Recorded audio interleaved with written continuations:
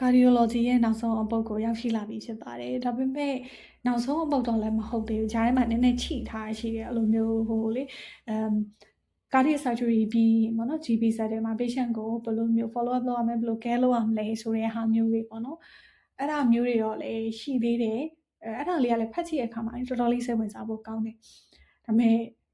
ဒီ cardiac topic တွေကိုလေပြီးချင်တဲ့စိတ်တွေကအများများနေပြီဆိုတော့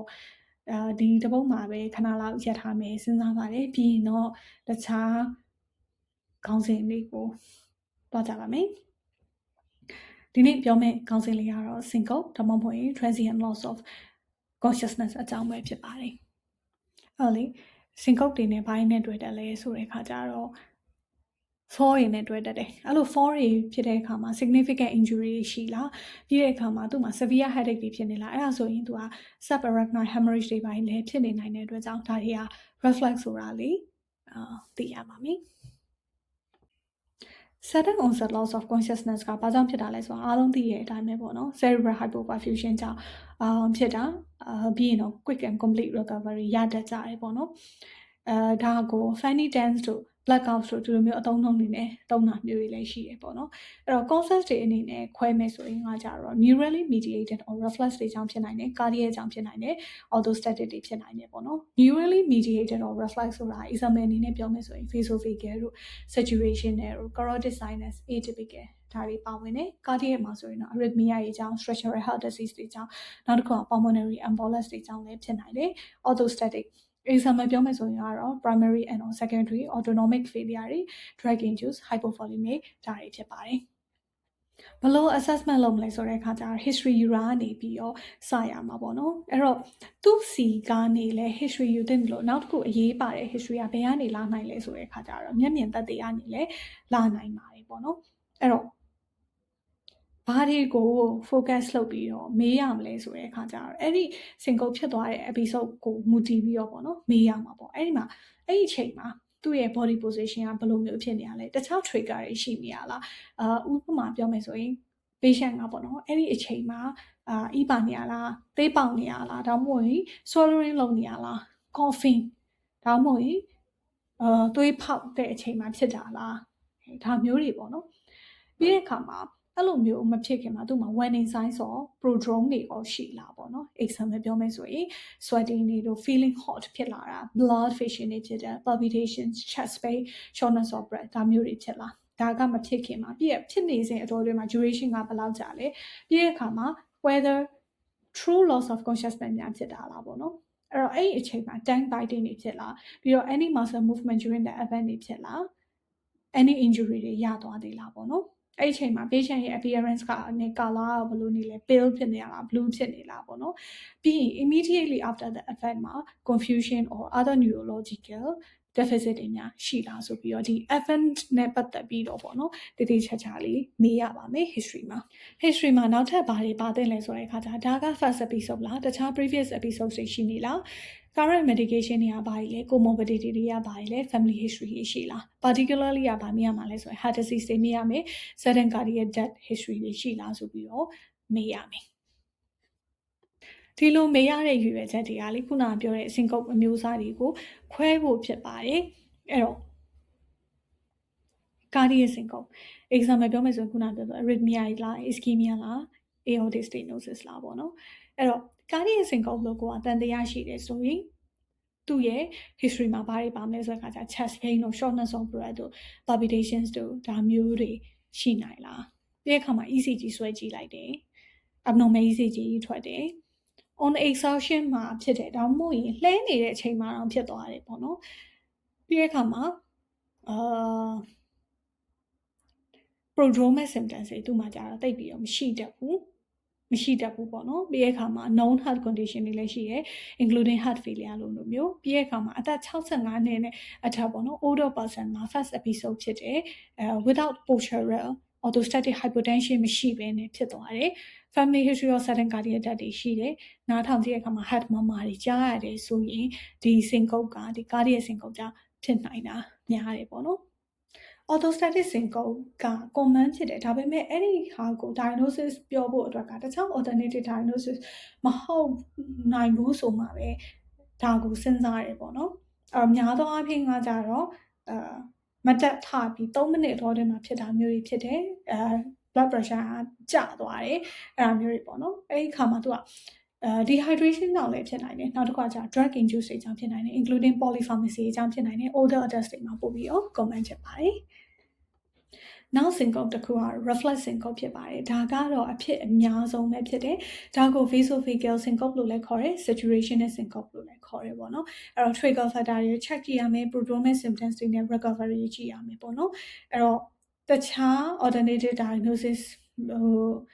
မတွေ့မှပဲမထင်မှပဲဒါကိုစဉ်းစားရတာဖြစ်ပါတယ်အဲ့တော့ reflex မှာ triggers တွေကဘာတွေပါလဲဆိုတဲ့အခါကျအပူကြောင့် physical ဒါမှမဟုတ် emotional distress တွေကြောင့်ပေါ့နော် example ပြောမယ်ဆိုရင် intense fear တွေကြောင့်မေ့သွားတယ်လို့အဲ့လိုမျိုးတွေပေါ့နော်ပြီးတော့ coughing တို့ laughing urinating defecating ဒါမျိုးတွေပေါ့ပြီးတော့ prolonged standing or sudden change in posture တွေဖြစ်တဲ့အခါမှာသူ reflex mechanism ကြောင့်ဖြစ်သွားတာပေါ့နော်ပြီးရင် prodromal symptoms တွေကြတော့သူ့မှာရှိတတ်တယ်lightheadedness တွေဖြစ်တယ် dizziness တွေ blurred vision တွေ nausea diaphoresis abdominal pain ဒါမျိုးတွေဖြစ်တတ်တယ်ဒါပေမဲ့သူ့ရဲ့ဟာကြတော့လေ full recovery ရတယ် confusion တွေပါလည်းမကြံဘူးတခြား neurological deficit တွေလည်းမကြံဘူး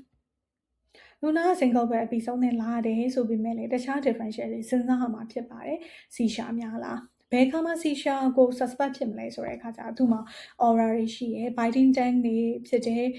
head turning or unusual posture during the event မှာဖြစ်တယ် prolonged limb jerking တွေဖြစ်တယ်အဲ့ဒီအဖြစ်ပြကိုမမှတ်မိဘူး confusion တွေလည်းဖြစ်တယ်ပြီးတဲ့အခါမှာ prodromal deja vu and or Tamiflu တွေဖြစ်တယ်ပေါ့နိနောက်တစ်ခုကတော့ vertigo ပြီးတော့တခြား differential တွေမှာ psychogenic cause တွေရှိတယ် example hyperventilation တွေဖြစ်တယ် anxiety panic attack ပေါ့နော်အဲ့တော့ other causes တွေထဲမှာဆိုရင်ဘာတွေပါနိုင်သေးလဲခါကြတော့ transient ischemic attack တွေဖြစ်တာလား mini stroke တွေဖြစ်တာလားဒါမှမဟုတ် stroke တွေဖြစ်တာလား metabolic causes တွေရှိလား intoxication ကြောင့်လားပြီး concussion psychogenic cause ဒါမျိုးတွေလည်းစဉ်းစားရမှာဖြစ်ပါတယ်အဲ့တော့ခြုံပြီးတော့ပြန်ပြောမယ်ဆိုရင်ပေါ့နော် syncope မှာcardiac syncope များလားနောက်တစ်ခုကကြတော့reflex syncope များလား orthostatic syncope များလားဒီသုံးခုကိုစဉ်းစားရပေါ့နော်စဉ်းစားပြီးသွားရင်တခြား differential အနေနဲ့ကြတော့ seizure vertigo နောက်တစ်ခုကဒီ psychogenic cause တွေစဉ်းစားမယ် other causes တွေမှအရေးကြီးတဲ့ဟာပါသေးရပေါ့နော် mini stroke တွေ stroke တွေ metabolic cause intoxication concussion ဒါမျိုးတွေပါပါတယ် examination မှာထုံးစံတိုင်း vital signs ကနေပြီးတော့စပါမယ် vital signs မှာအရေးပါတဲ့ vital signs မှာအဲ့မှာ blood pressure ပါတယ် blood pressure ကို lying standing blood pressure နဲ့တိုင်းပါတယ်ပြီးတဲ့အခါကျတော့patient ကိုလေမတ်တက်ရက်ပြီးတော့3မိနစ်အကြာမှာတိုင်းဖို့လိုပါတယ်ပြီးတော့ both ends မှာလည်း blood pressure လေးကိုတိုင်းတင်ပါတယ်တကယ်လို့ပေါ့နော်နှစ်ခုကြားမှာ difference က more than 10 mm mercury ဖြစ်နေတယ်ဆိုရင် subclavian steam များလားဆိုပြီးတော့လည်းစဉ်းစားလို့ရပါတယ်ပြီးတော့ examination မှာတော့အဓိက focus လုပ်မယ်ဟာတော့ chest ပေါ့နော် heart မှာပါတယ်ပြီးတဲ့အခါမှာ carotid တွေ abdominal bruits တွေကြားလားဆိုတော့လည်းနားထောင်ရပါမယ်ပြီးရင်လည်း neurological deficit တွေရှိနေလားဆိုပြီးတော့ကြည့်ရမယ် example muscle weakness တွေရှိလား paresthesia တွေရှိလား cranial nerve abnormality တွေရှိလား abdominal palpation မှာ pain တို့ masses တို့ဒါမျိုးတွေရှိလားဆိုပြီးတော့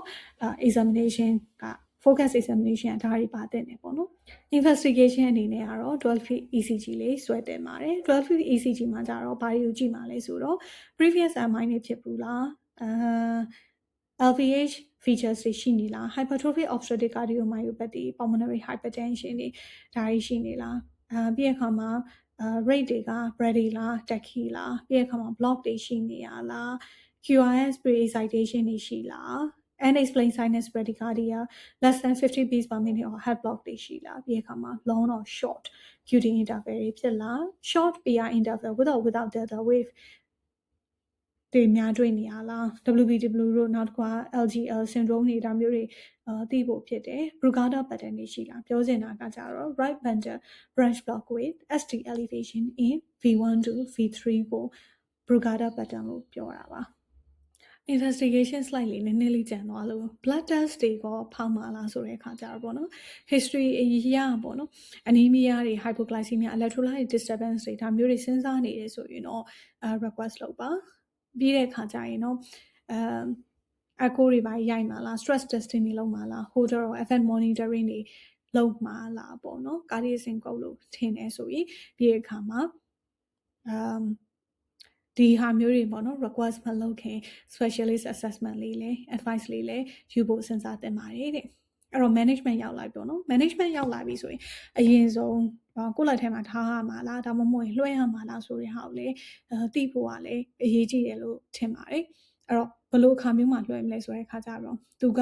အဲ့ syncope နဲ့ပေါ့နော် fall ရတာအဲ့ဒီ fall မှာ significant injury ရနေပြီးတဲ့အခါမှာပေါ့နော်သူ့ရဲ့ symptoms တွေထဲမှာ chest pain တွေကလည်းမသက်သာနေသေးဘူး shortness of breath တွေကလည်း persistent increasing တွေဖြစ်နေတယ်ပြီးတဲ့အခါအရှိမပြောခဲ့သလိုပဲသူ့ရဲ့ fall တွေနဲ့subarachnoid hemorrhage တွေဖြစ်နေနိုင်ပြီးတော့ severe headache တွေရနေတယ်ဆိုရင်လည်းလွှတ်ရပါမယ်ပြီးတဲ့အခါမှာ focal neurological deficit တွေကျန်နေရလားဒါ stroke တွေလည်းဖြစ်နေနိုင်သေးတဲ့အတွက်ကြောင့်ပေါ့နော်ပြီးတဲ့အခါမှာလုံးဝလူနာပေါ့နော် abdominal pain ကလုံးဝ severe ဖြစ်နေတယ်ဒါမျိုးကြီးဆိုရင်လည်းဒါ abdominal aortic aneurysm တွေလည်းဖြစ်နိုင်သေးတယ်သေချာတော့ hemodynamic instability ဖြစ်နေရဆိုရင်တော့လွှဲရမှာပဲအဲ့တော့hemodynamic instability ဆိုတာ severe dizziness တွေဖြစ်နေရ heart rate တွေဟာ more than 150 beats per minute ဖြစ်နေရ systolic blood pressure less than 90 millimeter mercury အောက်တွေဖြစ်နေတယ်ဆိုရင်ဒါမျိုးတွေပေါ့နော်လှုပ်ရပါမယ်ပြီးတဲ့အခါကျတော့ပေါ့နော်လူနာအရင်အသက်ကြီးနေဒီနိုင်ငံမှာဆိုရင်တော့သူမှာ advanced care plan တွေရှိရပေါ့နော်အဲ့တော့သူ့ရဲ့ treatment goal တွေနဲ့ကိုက်ရလားဆိုတာလေးတော့လည်းရှိသေးတာပေါ့နော်အရှိမှပြောခဲ့တာတော့emergency criteria ကြီးပေါ့နော်နောက်တစ်ခုကကျတော့ cardiologist ကိုshow ရမှာလားဆိုတဲ့အခါကျတော့ပေါ့နော် abnormal ECG တွေတွေ့နေတယ်နောက်တစ်ခုကမာနားထောင်ကြည့်တဲ့အခါမှာ new heart မာတွေကြားနေရတယ်ပြီးတဲ့အခါမှာ exhaustion ဒါမှမဟုတ်ရင်လှဲနေနေအောင် syncope တွေရနေတယ်ပြီးတဲ့အခါမှာ palpitation တွေရှိရ history of significant arrhythmia တွေဖြစ်တယ်history ရလည်း heart failure signs တွေတွေ့နေတယ်ပြီးတဲ့အခါမှာ physical signs တွေလည်းတွေ့နေရပေါ့နော်ပြီးတဲ့အခါမှာမိသားစုဝင်တွေမှာ sudden cardiac death တွေငယ်ငယ်ရွယ်နဲ့ရှိဘူးတယ်ပြီးတဲ့အခါမှာဒီဟာကအသက်65နှစ်လည်းအထက်ဖြစ်နေပြီfirst episode of syncope without clear cause ဆိုရင်ဒါမျိုးကြီးဆိုလဲopinion ယူသင့်တယ်ပြီးတဲ့အခါမှာ confirm cardiac cause ဆိုရင်တော့လည်းသိချတာပေါ့နော်အဲ့တော့ acutely လွှဲရမှာလားမလွှဲရမလားဆိုတာတော့ဆုံးဖြတ်ရမှာပေါ့အရှိမပြောခဲ့သလိုပဲပေါ့နော် cardiac syncope တွေလည်းမဟုတ်ဘူးတခြားပေါ့နော်ဒီ life threatening ဖြစ်တဲ့အချိန်မီကုရမှာဖြစ်တဲ့ cause တွေလည်းရှာမတွေ့နေဘူးဆိုရင်တော့ reflex syncope တွေလားorthostatic syncope တွေလားဒီခါမှာစဉ်းစားရပေါ့နော် reflex ကြောင့်ဖြစ်တယ်ဆိုရင်တော့ဒါကreflex ကြောင့်ဖြစ်နေတာဖြစ်တဲ့အတွက်ကြောင့်သူ့ကိုကြတော့ဒါကြောင့်ဒီလိုဖြစ်တာပါဆိုပြီးတော့သူ့ education နဲ့ reassurance တွေလုပ်ရမယ်ပြီးတဲ့အခါမှာtrigger factors တွေကဘာရှိနိုင်လဲအဲ့ဒါတွေကိုဘယ်လို avoidance လုပ်ရမယ် strategy တွေပေးရမယ်တကယ်လို့ပေါ့နော် nature of syncope တွေကပြောင်းသွားတယ်ဒါမှမဟုတ် associated symptoms တွေရှိရဆိုရင်တော့ follow up ယူရမယ်ဆိုတဲ့ဟာမျိုးကို patient ကို educate လုပ်ရပါတယ်တကယ်လို့ပေါ့နော် orthostatic hypotension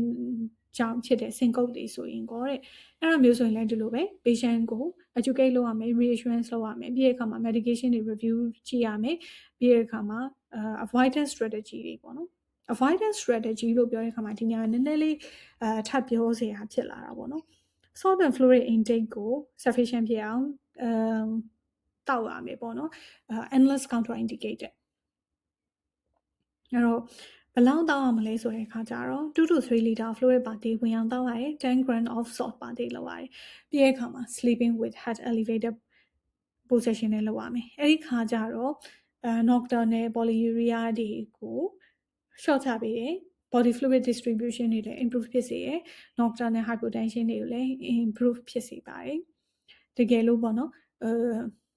နောက်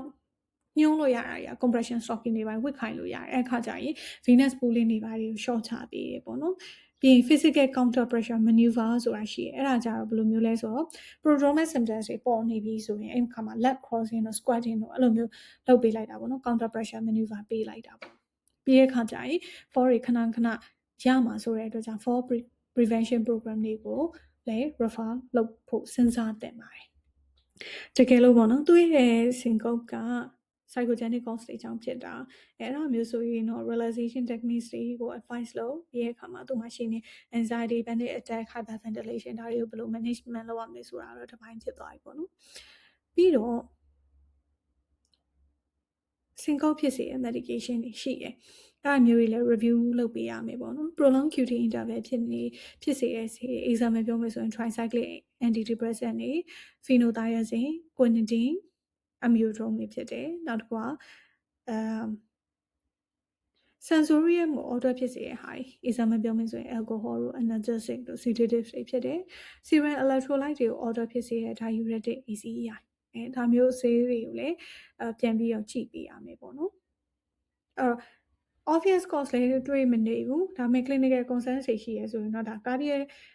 ကြောင့်လည်းဖြစ်နိုင်သေးတယ်ဆိုတာမမေ့သင့်ဘူးအဲ့ဒီအတွက်ကြောင့် cardiology advice ယူသင့်ပါတယ်အဲ့တော့ orthostatic syncope ပါလေဆေးပေးမှာလားဆိုတဲ့အခါကျတော့ပေါ့နော် fludrocortisone ကိုတော့စဉ်းစားလို့ရတယ် fludrocortisone ဆိုတာက synthetic mineralocorticoid ဖြစ်တယ်သူက salt loss ကို short ချပေးတယ် blood pressure ကို increase ဖြစ်စေရဘယ်လိုမျိုးနဲ့လဲဆိုတဲ့အခါကျတော့ fluid volume ကို increasing ဖြစ်စေခြင်းအပြင်ပေါ့နော်ဒါကတော့တခြား treatment measure တွေ fail ဖြစ်တဲ့postural hypotension ကခဏခဏ false symptoms တွေရနေရဆိုမှပဲစဉ်းစားရတာဖြစ်ပါတယ်အဲ့တော့ပေးရင်ဘယ်လောက်ကနေစပေးမလဲဆိုတဲ့အခါကျတော့100 microgram ကို orally ကို every morning မှာsteroid တွေဖြစ်တဲ့အတွက်ကြောင့် morning မှာပဲတောက်ခိုင်းမှာလိုအပ်ရင်200 microgram ထိတိုးလို့ရပါတယ်ဒါပေမဲ့ fludrocortisone ပေးထားတယ်ဆိုရင် electrolyte disturbance တွေဖြစ်မဖြစ်ကို monitor လုပ်ဖို့လိုတယ်အဲ့တော့အဲ့ဒီဟာကအဓိကပြင် sodium နဲ့ potassium ပေါ့နော်နောက်တစ်ခုကကြတော့ fluid overload တွေကိုဖြစ်မဖြစ်ကိုကြည့်ရမယ် supine hypertension တွေရှိလာပေါ့နော် especially at night အဲ့တော့လှည့်လိုက်တဲ့ချိန်မှာ headache တွေပါရှိမရှိဒါမျိုးတွေကိုလည်းပြန်ပြီးတော့ follow up လုပ်သင့်ပါတယ်နောက်မေးစရာရှိလာတဲ့ဟာကြတော့လူနာကကားမောင်းလို့ရလားပေါ့နော်အဲ့ဒါကြတော့ဒီ fitness to drive guideline တွေရှိတယ်ပေါ့နော်အဲ့တော့အဲ့ဒီ guideline standard တွေမှီမှပဲမောင်းလို့ရမယ်တကယ်လို့လိုအပ်တယ်ဆိုရင်တော့ specialist assessment တွေပါ request လုပ်လိုက်ပေါ့အဲ့ဒါကတော့တခြားခေါင်းစဉ်တစ်ခုဖြစ်သွားလိမ့်မယ်ပြီးတဲ့အခါကျတော့syncope တွေက nature တွေပြောင်းလာတယ်ဘာလို့ဆိုတဲ့အခါကျတော့ဒီတစ်ခါမှာ orthostatic ဖြစ်ပေမဲ့နောက်တစ်ခါမှာ cardiac syncope လည်းဖြစ်နေနိုင်တာဖြစ်တဲ့အတွက်ကြောင့်ပေါ့နော် nature of syncope တွေပြောင်းနေဒါမှမဟုတ် associated symptoms တွေရှိတယ်ဆိုရင်ဆရာဝန်နဲ့ပြသရမယ်ဆိုတဲ့ဟာမျိုးကိုလည်းလူနာကို educate လုပ်ထားဖို့လိုပါတယ်older patient လည်းဖြစ်တယ် multiple comorbidity တွေဖြစ်တယ် syncope တွေကလည်းတစ်ခုတည်းကြောင့်မဖြစ်နိုင် multifactorial တွေဖြစ်နိုင်နေဆိုရင် geriatric assessment လေးလည်းယူသင့်ပါတယ်အဲ့တော့တကယ်လို့ appropriate ဖြစ်တယ်ဆိုရင်တော့ဒီမှာကပေါ့နော် chronic disease management plan တွေရှိတယ်အဲ့ဒီဟာတွေလည်းစဉ်းစားသင့်တယ် medication management review တွေစဉ်းစားသင့်တယ်ပြီးတဲ့အခါမှာ falls prevention rehabilitation အတွက် physiotherapy exercise physiology ဒီ allied တွေလည်းပါသင့်တယ် advanced care planning တွေကို discuss လုပ်သင့်တယ် palliative care assessment တွေတင့်တော်လားဒါမျိုးတွေကြည့်ရမှာဖြစ်ပါတယ်အဲ့တော့ syncope လေးကတော့အားလုံးဒီတိုင်းပြောရင်တော့လည်းသိနေတာပဲပေါ့လေဒါပေမဲ့လည်း GP setting လေးကတော့နည်းနည်းလေးတော့ကွာသွားတာပေါ့အဲ့တော့ဒီနေ့ရဲ့ topic လေးကတော့ဒီလောက်ပါပဲ bye